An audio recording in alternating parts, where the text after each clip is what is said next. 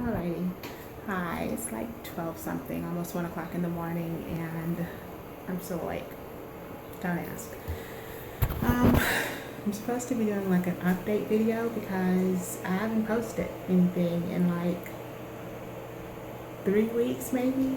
I think the last thing I posted was May 7th to my YouTube channel, and I feel really bad because I'm supposed to be posting like 3 videos a week or something. So, I am sitting in my bathroom on the edge of my bathtub because I'm getting ready to take a shower. But I wanted to get this done so that I could get it uploaded tonight. My 11-year-old daughter said I'm supposed to do an update video when I haven't been posting regularly if I had a really good reason for not posting. So I thought I should explain why I haven't posted in a while. And the reason is I've been in a really, really horrible flare. I didn't even realize how bad it was. I thought that my flare started in June, like maybe June 5th or 6th, but my husband told me that he noticed me going downhill like late April, early May. And I kind of knew something was wrong because I was sleeping a lot and I just was kind of irritable and my pain levels were all over the place. And just some other things were happening. But I was like, well, no, because it was on and off. I said I was tired. It's the end of the school year. I've been running all over the place. But apparently I've been, soaking up this flare for over a month, and it just got really bad in June. So apparently, I've been kind of flaring for a while. So I wanted to just at least let the few people that I know are on my YouTube channel and they're watching.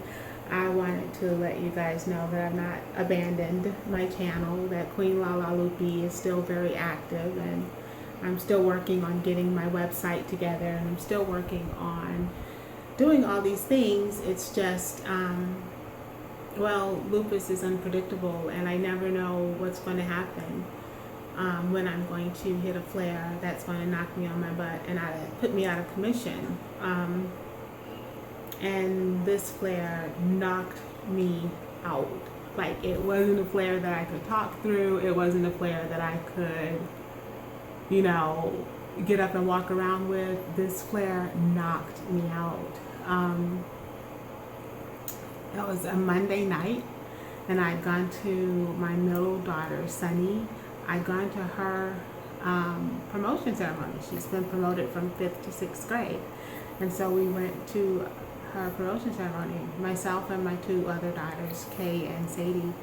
And everything was fine. We went to dinner, met my mom. Oh, my mom was at the promotion ceremony as well, Miss Geneva. And so we met my husband at Round Robin's, and we had an early supper, I guess. And so we went out to dinner, and we came back home, and I was like, I'm going to take a shower, put on something cool because I was feeling really warm, which is abnormal for me. I'm freezing all the time. So a lot of lupus patients will find that we're really, really cold, and most of the time it's because we become anemic from our lupus attacking our red blood cells. So we're cold mostly. I used to be very hot all the time, but now I'm freezing. So I was used to being cold, not used to this warmth. So I figured, okay, I probably have a low-grade fever. I've been running them back and forth, on and off. Ding, ding, ding, something's wrong. The bells didn't go off. So I was trying to lay down, get some rest, and see what's happening.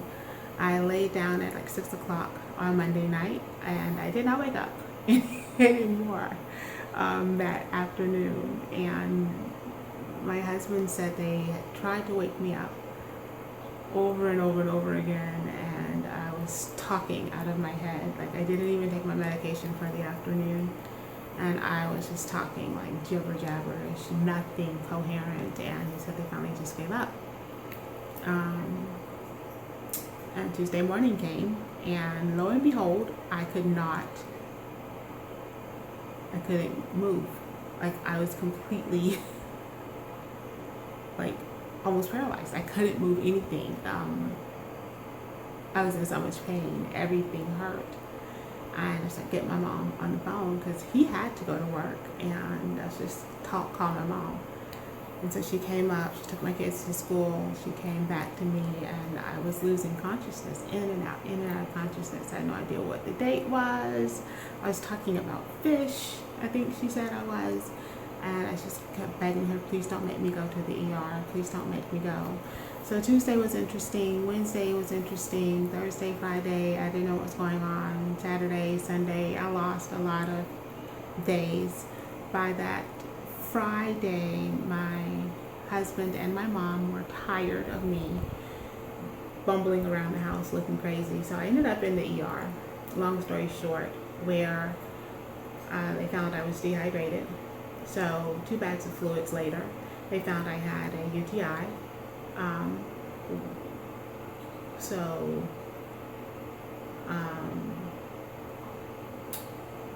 I was given antibiotics intravenously. I was in a lot of pain like I'd never experienced before, or I don't remember experiencing that much pain. So they gave me an intravenous drug called Dodolid, and whoa, it's stronger than morphine. I didn't even think there was a drug stronger than morphine, but this Dodolid proved me wrong. It is. And they just kept pumping me full of it, and the nurse, God love her, she was like, this is really, you're going to feel it going in your body immediately from the top to the bottom. And as soon as she pumped it in, it was like warm beach water, and I was like, yes. You want your Dodolid? Yes. You want your Dodolid? Yes. You want your Dodolid? Yes. It was great, and it just like, it was really great for the pain. She says, it's probably going to knock you out. And I dozed off. I was in La La Land for a while. It was okay. But so I had the Dodolid just, pumping through my system, and it really did help with the pain.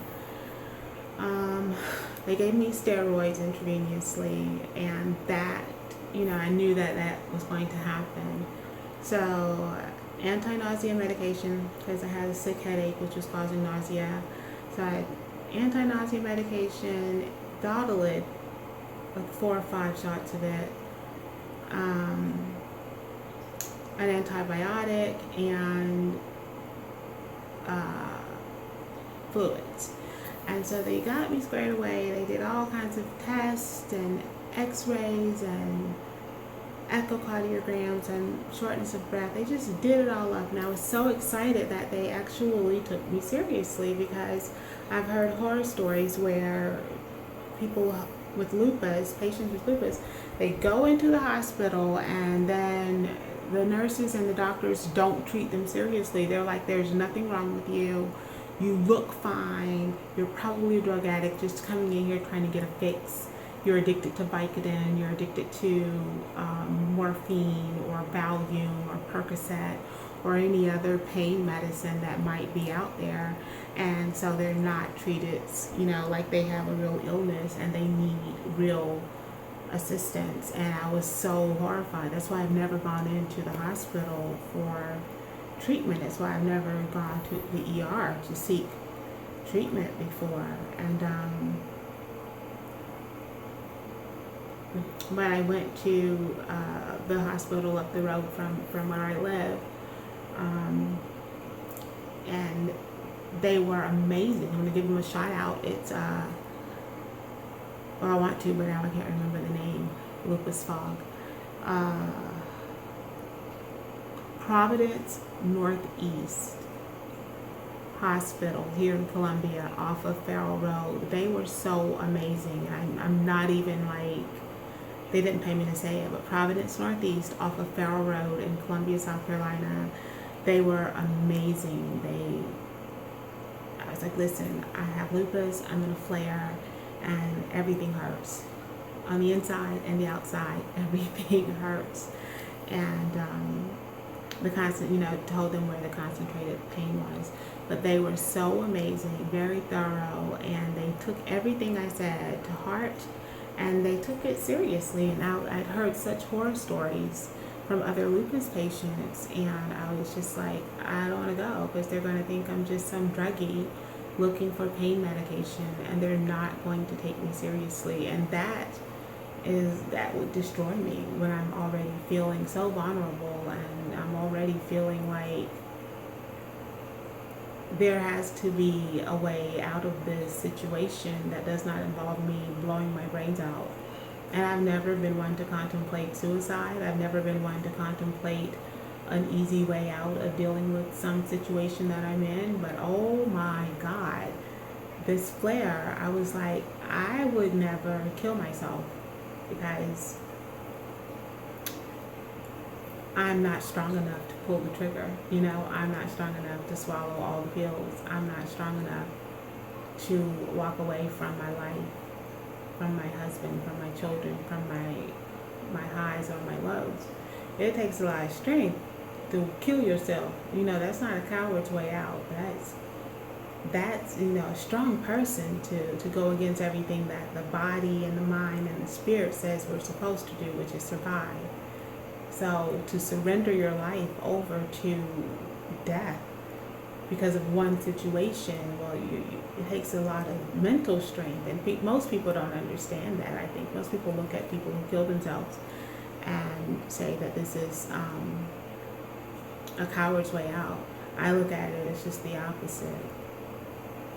But laying in my bed, dealing with the amount of pain and frustration and embarrassment, even at that I was so bad off, I needed people to help me do the basics.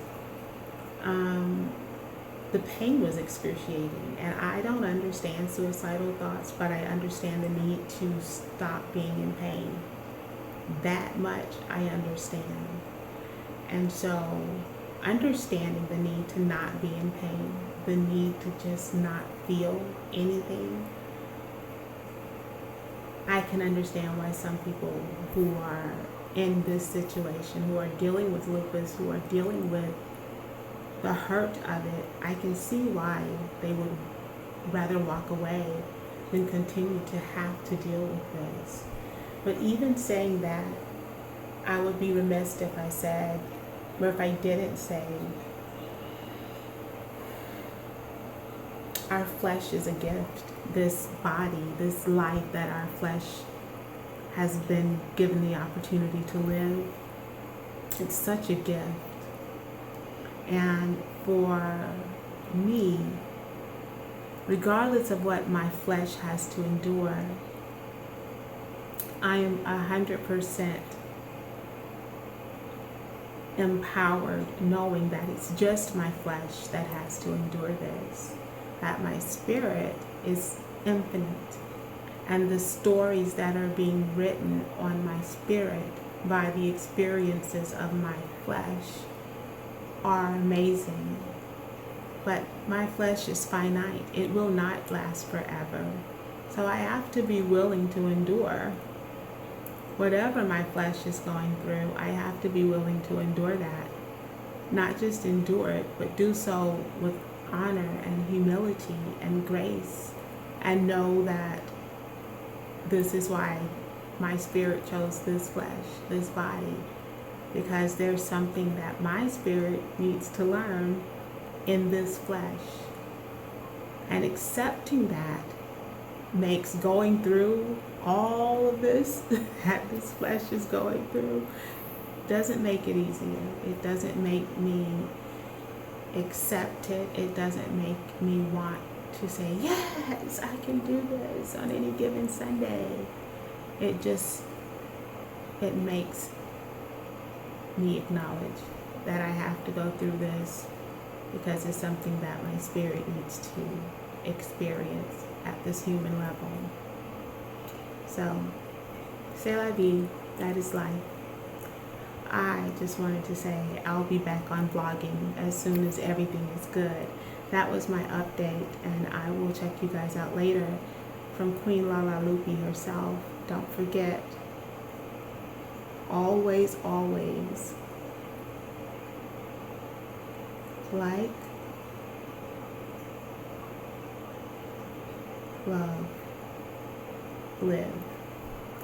Bye-bye.